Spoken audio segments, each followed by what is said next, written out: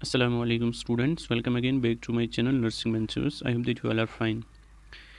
तो आप सब जानते हैं कि हमने कॉग्निटिव प्रोसेस जो चैप्टर है साइकोलॉजी में जो पेंडिंग था, ठीक है, वो हमने स्टार्ट किया है। उसमें हमने अभी तक दो इंपॉर्टेंट टॉपिक्स कंप्लीट किए हैं, दैट्स अटेंशन एंड परसेप्शन, ठीक है।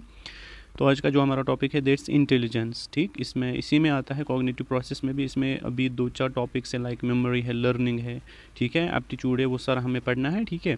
आज का जो हमारा टॉपिक है दैट्स इंटेलिजेंस, और इनका जो पीडीएफ है ना वो आपको मिल जाएगा कहाँ पे, मेरे टेलीग्राम ग्रुप पे ज्वाइन करके रखना, ठीक है। उसकी लिंक आपको डिस्क्रिप्शन में मिल जाएगी, और चैनल को भी ज़रूर सब्सक्राइब करके रखना। चलो पहले हम देखेंगे इसकी डेफिनेशंस, ठीक है। उसके बाद हम देखेंगे फैक्टर्स अफेक्टिंग इंटेलिजेंस, एंड उसके बाद हम देखेंगे क्लासिफिकेशन, और कुछ इंटेलिजेंस टेस्ट हमें लास्ट में देखने हैं, और इसका आईक्यू, ठीक है, इंटेलिजेंस कोएफिशिएंट हमें देखना है लास्ट में, ठीक है। ये सारा हमें इसमें पढ़ना है, ठीक है।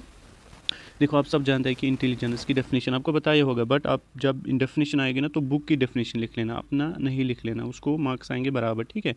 तो यहाँ पे मैंने एक दो तीन डेफिनेशंस लिखी है, यही लिख लेना आप एग्जाम में भी। एक डेफिनेशन है यहाँ पे, किसने दी थी, थॉर्नडाइक ने, ठीक है। इसने क्या बोला, जो एक इंटेलिजेंस है ये एक इंडिविजुअल की कैपेसिटी होती है, ठीक है, to deal effectively with the situations. मतलब फॉर एग्जांपल जितने भी प्रॉब्लम्स एक इंडिविजुअल को फेस करने पड़ेंगे ना, उन प्रॉब्लम्स को कैसे वो डील करेगा, उनके साथ वो कैसे डील करेगा in order to find out the solutions of those problems, ठीक है। तो उसको हम क्या बोलेंगे, intelligence. Next definition, in summary, intelligence is defined as mental capability that involves the ability to reason, to plan, to solve problems, to think abstractly. देखो intelligence it can be defined as the mental capability, आपकी जो mental capability है वो कितनी है, ठीक है। इसमें क्या आता है, इसमें आता है कि आपकी एबिलिटी कैसी है, कि आप मतलब कोई क्वेश्चन है फॉर एग्जांपल, उसके बारे में आप कैसे सोच सकते हैं, या उसके लिए आपको अगर सॉल्यूशंस ढूंढने हैं किसी भी प्रॉब्लम के बारे में, ठीक है, तो उनको आप कैसे प्लान करोगे, ठीक है, या कैसे आप सॉल्व करोगे प्रॉब्लम्स को, एंड टू थिंक एब्स्ट्रैक्टली, ठीक है, दिस इज़ द इंटेलिजेंस। उसके बाद आते हैं आपके सिलेबस में है, उसके बाद फैक्टर्स अफेक्टिंग इंटेलिजेंस, वहाँ पे दिया है हेरिडिटरी फैक्टर्स एंड एनवायरमेंटल। पहले हम पढ़ेंगे हेरिडिटरी फैक्टर्स, उसके बाद हम पढ़ेंगे एनवायरमेंटल फैक्टर्स, ठीक है। हेरिडिटरी जो फैक्टर्स है ना छोटा है, ठीक है, बाकी जो एनवायरमेंटल फैक्टर्स है वो थोड़ा सा लंबा है, उसको हम अच्छे से पढ़ेंगे, ठीक है। देखो आपको पता है हेरिडिटी क्या होती है, ठीक है। इसका मतलब है कि कोई भी मतलब जेनेटिकली ट्रांसमिटेड जो कैरेक्टर्स होते हैं जो कि ट्रांसमिट होते हैं, ठीक है, कहाँ से, फ्रॉम पेरेंट्स टू ऑफस्प्रिंग, या from one generation to another generation, that's called the heredity, आपको पता होगा, ठीक है। अब यहाँ पे देखो देखो रिसर्चर्स ने क्या मतलब देखा है, कि उनने क्या ढूंढा, उनने क्या फाउंड किया, बोला कि जितना आईक्यू फादर्स का मतलब पेरेंट्स का होगा उतना ही मतलब इट टेंड्स टू बी, ठीक है, बट उतना बराबर नहीं होता है, बट होता है, ठीक है। कितना, जितना उनके पेरेंट्स का आईक्यू होगा उतना ही बच्चों का भी होता है, ये देखा गया है, ठीक है। बट इस दुनिया में ऐसे भी मतलब बच्चे हैं जिनके पेरेंट्स की जो आईक्यू है ज़्यादा है, बट बच्चों का कम होता है। ऐसा है कि जो माँ बाप हैं उनका कम है, बच्चों का ज़्यादा होता है, बट ऐसा भी है कि जितना माँ बाप का होता है उतना बच्चों का भी होता है ऑलमोस्ट, ठीक है। तो यही रिसर्चर्स ने फाउंड किया है। अब यहाँ पे हम ये थे हेरिडिटरी फैक्टर्स, आपको पता ही है, ठीक है। अब यहाँ पे देखो इन्वायरमेंटल फैक्टर्स। हेरिडिटरी फैक्टर्स मतलब मैंने आपको बोला जितना माँ बाप का हो सकता है आईक्यू, ठीक है, उतना बच्चों का भी हो सकता है, तो it can be transmitted from one generation to another generation, ठीक है, वो मैंने आपको बोला। अब हम नेक्स्ट जो इसमें सेकंड आता है that's environmental factors, this is very important, ठीक है, इंपॉर्टेंट है इसमें। देखो जो इन्वायरमेंटल फैक्टर्स हैं, it consist of a wide range of stimulations that have influence on intelligence. पहला इसमें आता है प्रीनेटल इन्वायरमेंट, ठीक है, प्रीनेटल इन्वायरमेंट। अब हम देखेंगे पहले प्रीनेटल इन्वायरमेंट। पहले आपको प्रीनेटल पीरियड पता होगा ना, प्रीनेटल पीरियड होता है it's the period from the conception up to the birth of a baby, ठीक है, मतलब जब से फर्टिलाइजेशन होती है अप टू द बर्थ, जहाँ मतलब जो उसके बीच में पीरियड आएगा ना उसको हम क्या बोलते हैं, प्रीनेटल पीरियड, ठीक है।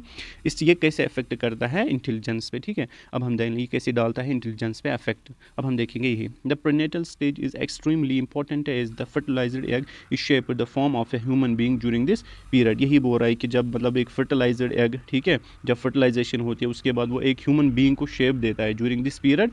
ये जो पीरियड है इसी को हम क्या कहते हैं, प्रीनेटल पीरियड, ठीक है।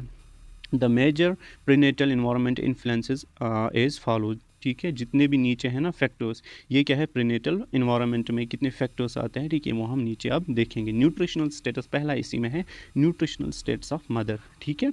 जो अंडर नरिश्ड मदर होती है ना, ठीक है। Mother can not provide adequate nutrition to the growing baby. अगर फॉर एग्जांपल कोई अंडर नरिशिंग मदर होगी, मतलब कि जो खाती नहीं होगी अच्छे से, बैलेंस डाइट नहीं रखती होगी, या जितने न्यूट्रिएंट्स उसको चाहिए होंगे, ठीक है, जो ना प्रेग्नेंट होगी तो वो नहीं खाती है, तो वो अंडर नरिश्ड बन जाती है।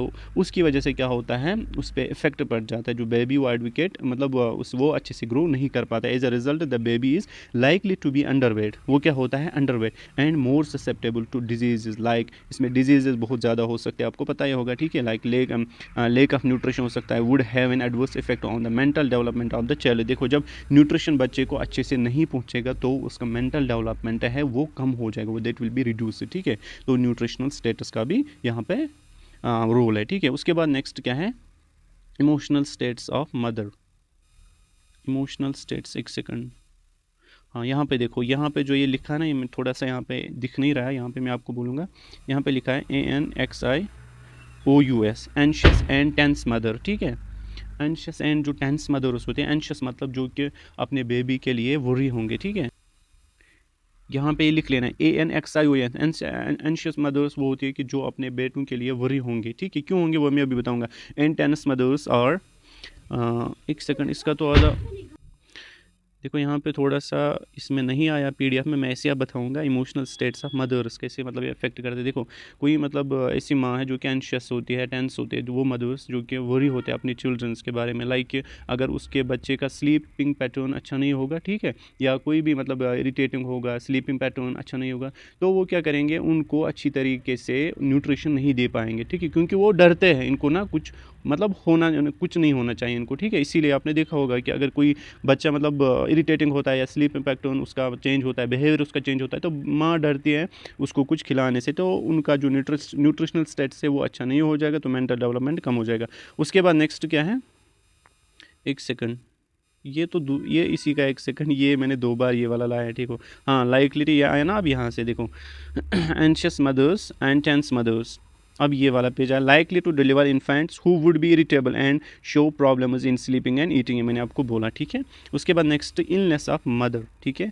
अगर माँ को कोई बीमारी होगी, लाइक मैटरनल डिजीजेस, ठीक है, अगर माँ को कोई डिजीज़ होगी, लाइक रूबेला हो गया, सिफिलिस हो गया, एड्स होंगे, diabetes and high blood pressure में produce permanent adverse effect on the baby. उसकी वजह से जो बेबी उसको इफेक्ट पड़ सकता है। The brain of the baby would इधर भी डैमेज और नॉट ग्रो प्रॉपरली। जो ब्रेन होगा बेबी का, ठीक है, क्योंकि हम कॉग्निटिव प्रोसेस ही पढ़ रहे हैं ना, तो ये ब्रेन के रिलेटेड ही है, ठीक है।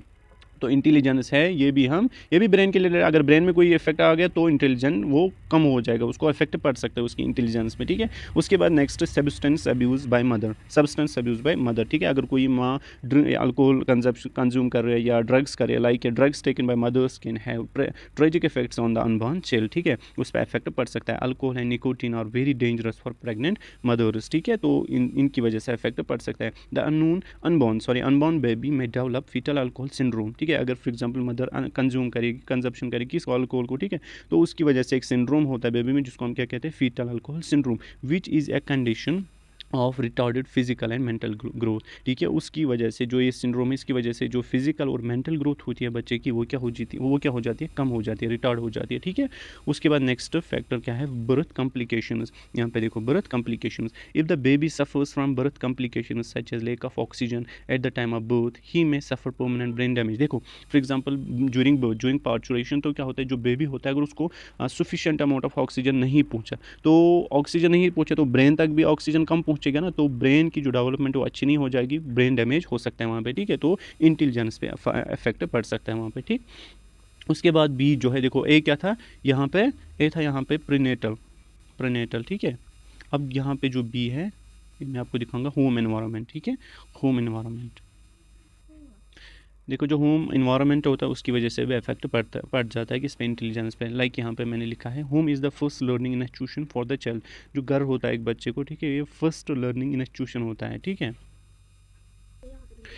child during his early years of development, ठीक है। The environment can be stressful or supportive for the child। देखो, जो होम इन्वायरमेंट होता है ना, ये एक बच्चे के लिए एक तो ये स्ट्रेसफुल भी हो सकता है या सपोर्टिव इन्वायरमेंट भी हो सकता है। लाइक फॉर एग्जांपल किसी के पेरेंट्स बहुत स्ट्रिक्ट होते हैं, ठीक है, मतलब बच्चा डर जाता है कोई भी चीज़, कोई भी काम करने से, ठीक है, तो वो होता है स्ट्रेसफुल। एक होता है सपोर्टिव, मतलब अगर बच्चा कोई कुछ चाहेगा ना, अच्छा ही चाहेगा, ठीक है, तो माँ या माँ बाप उसको सपोर्ट करते हैं, तो उसको हम क्या कहेंगे, supportive environment. support environment and home environment that encourages exploration, curiosity and self reliance leads to higher intellectual competence in children. देखो अगर सपोर्टिव इन्वायरमेंट होगा या कोई वार्म इन्वायरमेंट होगा जहाँ जिस घर में कोई स्ट्रिक्टनेस नहीं होती है तो वहाँ पे बच्चा अच्छे तरीके से सीख जाता है और उसकी जो इंटेलेक्चुअल कॉम्पिटेंस होती है ना वो बढ़ जाती है, ठीक है। अब यहाँ पे in unsupportive home environment where the family members punish और रिजेक्ट द चाइल्ड और पेरेंट्स और extremely setting of rigid rules and regulation. देखो कोई ऐसा अनसपोर्टिव होम इन्वायरमेंट है जहाँ पे जो फैमिली मेम्बर्स है वो अपने बच्चों को पुनिश करते हैं, ठीक है, या फॉर एग्ज़ाम्पल किसी बच्चे ने अचीवमेंट की, ठीक है, कोई फर्स्ट पोजीशन लाए तो उसको अप्रिसिएशन नहीं मिल जाता है, तो फिर बच्चा मतलब बोल रहा है कि एक तो मैंने पोजीशन लाई और ऊपर से अप्रिसिएशन भी नहीं मिल रही है, तो उसको हम क्या कहेंगे, अनसपोर्टिव इन्वायरमेंट। या किसी घर में ऐसे मतलब रिजिड रूल्स एंड रेगुलेशंस हैं जो कि एक बच्चा बर्दाश्त नहीं कर सकता है, ठीक है, तो उसकी वजह से जो इंटेलेक्चुअल कॉम्पिटेंस होती है दैट बिकम्स लो, ठीक है, उसमें फ़र्क आ जाती है, वो कम होती है, ठीक है। उसके बाद नेक्स्ट सी बी हमने पढ़ा, ए बी पढ़ा, अब नेक्स्ट क्या है, पेरेंट चाइल्ड इंटरेक्शन, ठीक है। अब जो है पेरेंट्स और चाइल्ड की इंटरेक्शन है ये भी एक बच्चे के इंटेलिजेंस पे फ़र्क डालते हैं। कैसे? पेरेंट्स और द फर्स्ट टीचर, जो पेरेंट्स होते हैं, देखो स्कूल के जो टीचर्स है दैट आर सेकेंडरी, बट जो फर्स्ट प्राइमरी टीचर होता है ना एक चाइल्ड के लिए that are parents. The nature of mental behaviour transactions between the parents and the child has a critical influence on his intellectual competence. जो intellectual competence होती है ना, मतलब बच्चे की समझने की क्षमता, ठीक है, वो किस पे डिपेंड करते हैं, मतलब उनके जो पेरेंट्स है वो किस कैसे उनके साथ बिहेव करेंगे, कैसे उनके साथ रहेंगे, ठीक है, उस पर डिपेंड करता है, ठीक। Child intellectual development is faster when parents provide emotional security, make the family environment more supportive, praise the child's achievement। मैंने आपको अभी बोला, देखो चाइल्ड की जो इंटेलेक्चुअल डेवलपमेंट होती है ना वो तब फास्ट ग्रो करती है जब पेरेंट्स अपने बच्चों को प्रोवाइड करेंगे, क्या सिक्योरिटी प्रोवाइड करेंगे, या इन्वायरमेंट फैमिली इन्वायरमेंट जो है वो सपोर्टिव रखेंगे। और अगर कोई बच्चा मतलब अचीवमेंट कुछ भी अचीव करेगा तो उसको प्रेज करेंगे, ठीक है, उसको शाबाशी देंगे, तो बच्चा इसकी वजह से जो उसका इंटेलेक्चुअल कॉम्पिटेंस है, इंटेलेक्चुअल डेवलपमेंट है वो बढ़ जाता है, ठीक है। उसके बाद डी जो हमारा है दैट सोशल एंड, हम क्या पढ़ रहे हैं, हम पढ़ रहे हैं फैक्टर्स अफेक्टिंग इंटेलिजेंस। डी जो है that social and environmental deprivation, ठीक है, सोशल एंड एनवायरमेंटल डिप्राइवेशन। ये कैसे करता है?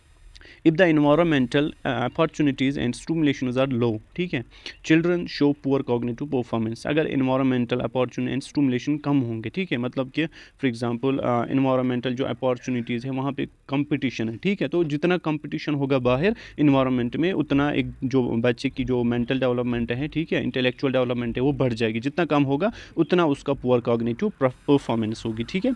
उसके बाद जो नेक्स्ट हमें पढ़ना है दैट्स क्लासिफिकेशन ऑफ इंटेलिजेंस। क्या है? Classification of intelligence. फैक्टर्स हमने खत्म किया, अब हम देखेंगे क्लासिफिकेशन। देखो जो इंटेलिजेंस है it has been classified into 3 kinds. पहला जो है दैट्स कंक्रीट इंटेलिजेंस। क्या है कंक्रीट इंटेलिजेंस? कंक्रीट इंटेलिजेंस क्या होती है? It's related to concrete material. This type of intelligence is applicable when the individual is handling concrete objects और machines, ठीक है। यहाँ पे मैंने एग्जांपल दिया है, the person uses this intelligence in the operation of tools and instruments, ठीक है। एग्जांपल यहाँ पे इंजीनियर जो है, मैकेनिक्स है, generally have this type of intelligence, ठीक है, क्योंकि वो कंक्रीट ऑब्जेक्ट्स को यूज़ करते हैं, ठीक है, लाइक मैंने आपको बोला है, ठीक है। तो इस वाले इंटेलिजेंस को हम क्या कहेंगे? Concrete intelligence. दूसरा है सोशल इंटेलिजेंस। क्या है social intelligence? Is the ability of an individual to react to social situation. देखो इसमें जो सोशल इंटेलिजेंस में जो एक इंडिविजुअल होता है, किन इंडिविजुअल उसको होता है? वो ऐसे इंडिविजुअल जो कि अपनी जिनमें एबिलिटी होती है, जितने भी सोशल सिचुएशन सोशल प्रॉब्लम्स एक सोसाइटी में होंगे उनको रिएक्ट करेंगे, उनके बारे में जो सॉल्यूशंस है वो ढूंढेंगे, ठीक है, in their daily life.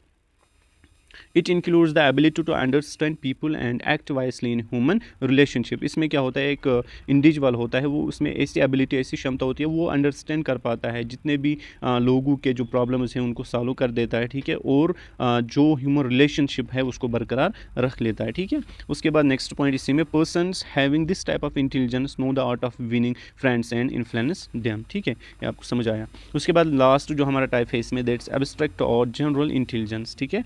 General intelligence is the ability to respond to words, ठीक है। जनरल इंटेलिजेंस आपको पता है, जैसे हम पढ़ते हैं वर्ड्स पढ़ते हैं, ठीक है, मतलब कोई भी सेंटेंस होगा हम पढ़ लेते हैं, लेटर्स हम पढ़ लेते हैं, ठीक है, तो उसको हम क्या कहते हैं? एब्स्ट्रैक्ट और जनरल इंटेलिजेंस। कैसे एक बच्चा अच्छी तरीके से वर्ड को पढ़ता है, लेटर्स को पढ़ता है, सेंटेंस को समझता है, ठीक है, उसको हम क्या कहेंगे? General intelligence. This type of intelligence is acquired by study of books and related literature. ये आपको समझ आया होगा, ठीक है। Mostly good teachers, lawyers, philosophers have this type of intelligence. ये आपको आ गया समझ। उसके बाद नेक्स्ट जो हमारा टॉपिक है that's introduction to measurement of intelligence test mental deficiencies. ठीक है, इसमें हम पढ़ेंगे कुछ इंटेलिजेंस टेस्ट, ये भी आपके सिलेबस में है। जो नीचे दिए गए हैं ये कुछ टाइप्स ऑफ इंटेलिजेंस टेस्ट है। ठीक है, पहला जो है दैट्स वर्बल टेस्ट। क्या है? Verbal test. देखो फॉर एग्जांपल वर्बली हम किसी को क्वेश्चन पूछते हैं, कोई स्टूडेंट हमारे सामने, टीचर उसको पूछ लेता है। वर्बली मतलब अपने मुंह से हम उसको पूछते हैं क्वेश्चन, तो वो वर्बली वहाँ में आंसर देता है। या ऐसा भी हो सकता है वो पेन या पेंसिल और पेपर उठा के लिख सकता है उस पर। ठीक है, तो वर्बल टेस्ट इसी को हम कहते हैं। in order to check his intelligence or her intelligence। ठीक है, these tests are required the use of language। ठीक है, the instructions are given verbally and the individuals are required to use language। ठीक है, instructions हम उनको क्या देते हैं? verbally क्या करना है आपको, कैसे करना है, तो वो लैंग्वेज का इस्तेमाल करते हैं। ठीक है, therefore verbal tests are only applicable to literate person। जो verbal tests होते हैं ना वो literate persons के लिए applicable है, न कि illiterate के लिए। ठीक है, क्योंकि उनको समझना होता है, लिखना होता है, तो जो literate होगा वही तो कर सकता है ना test. verbal tests are also called paper pencil test because the examiner has to write on a piece of paper while answering the test items। देखो जो वहाँ पे स्टूडेंट होगा, कोई भी जिसको आंसर लिखना है, वो क्या लिखेगा? वो पेपर पेंसिल। ठीक है, पेंसिल से लिखेगा, पेन से लिखेगा, पेपर पे। तो इसीलिए हम इसको क्या कहते हैं? पेपर पेंसिल टेस्ट भी। ठीक है, अब जो सेकंड है दैट्स नॉन वर्बल टेस्ट। ठीक है, मतलब जब हम वर्बली टेस्ट नहीं करेंगे, like in non verbal test the content and responses do not require the use of language. ठीक है, non verbal test are those that emphasise materials like pictures. इसमें हम कुछ पिक्चर्स दिखाते हैं। ठीक है, जो एग्जाम नहीं होगा, ठीक है, उसमें जो ना आगे होगा कोई स्टूडेंट, उसको हम क्या दिखाएंगे? पिक्चर्स दिखाएंगे, कुछ फिगर्स दिखाएंगे extra. Such test use the language in instruction but these items do not use language. ठीक है, तो पिक्चर्स के थ्रू या फिगर्स के थ्रू हम उसको बोलेंगे इनका आंसर दो। ठीक है, it's applicable to use for age 11 years and above. It should not be used on mentally retarded person. ठीक है, या तो ये एप्लीकेबल फॉर एज 11 ईयर्स, या तो 11 ईयर्स और उसके अबो हम ही यूज़ कर सकते हैं, बट उन पेशेंट्स को हम यूज़ नहीं कर सकते, उन पेशेंट्स में हम यूज़ नहीं कर सकते जो कि मेंटली रिटार्डेड पर्सन होंगे। ठीक है, हम इन टेस्ट्स के थ्रू क्या चेक करते हैं? उनकी इंटेलिजेंस ना, इसीलिए हम ये टेस्ट करते हैं। ठीक है, थर्ड क्या है? That's performance test. Performance test और those that require the examiner to perform a task rather than answer some question. देखो जो फॉर एग्जांपल स्टूडेंट है हमें, तो उसको क्या करना है, कैसे आंसर देना होता है? उसको कुछ टास्क परफॉर्म करने होते हैं rather than answering some question. Such that such test prohibits the use of language in items. इसमें लैंग्वेज का यूज़ नहीं करना है। ठीक है, इसमें प्रोहिबिट किया गया है। Occasionally aural language is used to give instructions और द इंस्ट्रक्शन में भी may also be given through gestures and ये क्या लिखा है इधर? पेंटोमाइन। ठीक है, पेंटोमाइन मतलब इसमें जो एग्जामिनर होता है वो थ्रू गेस्चर्स इंस्ट्रक्शंस देता है, जिसको मतलब आंसर देना होगा। ठीक है, बट इसमें हम ऑरल लैंग्वेज का यूज़ कर सकते हैं। मतलब क्यों कर सकते हैं? ताकि उसको हम इंस्ट्रक्शंस दे पाएंगे। ठीक है, उसी के लिए हम वो यूज़ कर सकते हैं। Different kinds of performance test और available like assemble a puzzle. ठीक है, हम असेंबल करेंगे, एक पजल होती है। Place pictures in a correct sequence. कोई पिक्चर होगा, ठीक है, वो इनकरेक्ट सीक्वेंस में होंगे, तो उनको हम क्या करेंगे? करेक्ट सीक्वेंस में रखेंगे। पॉइंट आउट है missing part of A picture. For example कोई पिक्चर बनाई गई है तो उसमें कोई पार्ट मिसिंग है, तो उसको हम पॉइंट आउट करेंगे। तो जो बच्चा अच्छा होगा वो जल्दी से जवाब देगा, हाँ यहाँ पे ये पार्ट मिसिंग है। ठीक है, या सीक्वेंस गलत होगी, जो जिसकी इंटेलिजेंस अच्छी होगी तो वो बच्चा क्या करेगा? वो बोलेगा कि ये इनकरेक्ट सीक्वेंस है, इसको ऐसे रखो। ठीक है, तो ये टेस्ट हम किसके लिए करते हैं? In order to check the intelligence of a student या कोई भी बंदा होगा वहाँ पे। इंटेलिजेंस क्वोशंट या इंटेलिजेंस ऑफ क्वोशंट। ठीक है, अब हम ये देखेंगे, थोड़ा सा आपको इसमें याद रखना है। देखो, is the measure of intelligence that takes into account an individual is mental and chronological age. यहाँ पे आपको ये दो इंपॉर्टेंट पॉइंट्स याद रखने हैं। मेंटल एज क्या होती है और क्रोनोलॉजिकल एज क्या होती है। देखो, जो क्रोनोलॉजिकल एज होती है ना, वो DOB होती है एक इंडिविजुअल की। फॉर एग्जाम्पल कब वो उसने जन्म लिया है, ठीक है, और अभी तक वो जो जी रहा है ना, अभी उसकी क्या मतलब एज है। फॉर एग्जाम्पल एक बंदा है वो बॉर्न हुआ 2000 में। ठीक है, 2000 में, अभी क्या चल रहा है? 2024। तो उसकी जो क्रोनोलॉजिकल एज क्या होगी? 24 साल। ठीक है, बट जो मेंटल एज होती है ना वो वेरी करती है।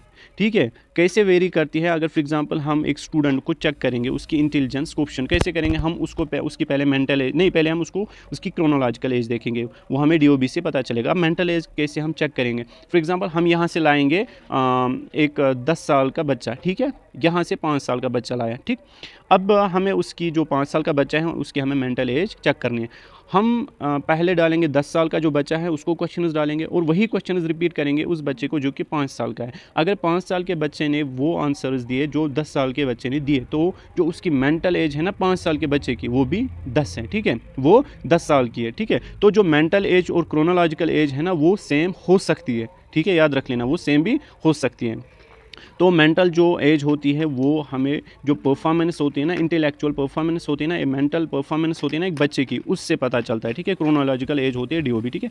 A solution to problem came in the form of the intelligence quotient or IQ square, ठीक है। Mental age represent the levels of mental development attained. देखो मेंटल एज मैंने आपको बोला ये कैसे रिप्रेजेंट हम करते हैं, level of mental development attained by child, उसकी मेंटल डेवलपमेंट कैसे है वो हम चेक कर सकते हैं, तो वहाँ से हमें मेंटल एज उसकी पता चल सकता है, ठीक है। As expressed in terms of average mental development of children of a given age, ठीक है। यहाँ पे IQ कैसे हम निकालते हैं, मेंटल एज, ठीक है, उसकी चेक करेंगे हम पहले मेंटल एज कितने, कैसे क्वेश्चन पूछ के उसकी मेंटल डेवलपमेंट देखेंगे कैसी है, तो उसके हिसाब से हम देखेंगे उसकी मेंटल एज, ठीक है। और यहाँ से क्रोनोलॉजिकल एज डीओबी से पता चलेगा, मल्टीप्लाई बाय 100 करना है, तो उससे हमें उसका IQ पता चल सकता है, ठीक है। अब फ्रेंड्स का भी ऐसे करना। अब मैं आपको एक मैंने यहाँ पे भूल गया वो लाना, एक यहाँ पे डब्बा है, ठीक है, एक फिगर है उसमें सारा कुछ दिया है IQ, ठीक है, वो मैं सेंड करूँगा। फॉर एग्जांपल किसकी मेंटल एज, अब यहाँ पे देखो अगर किसी की mental as for example chronological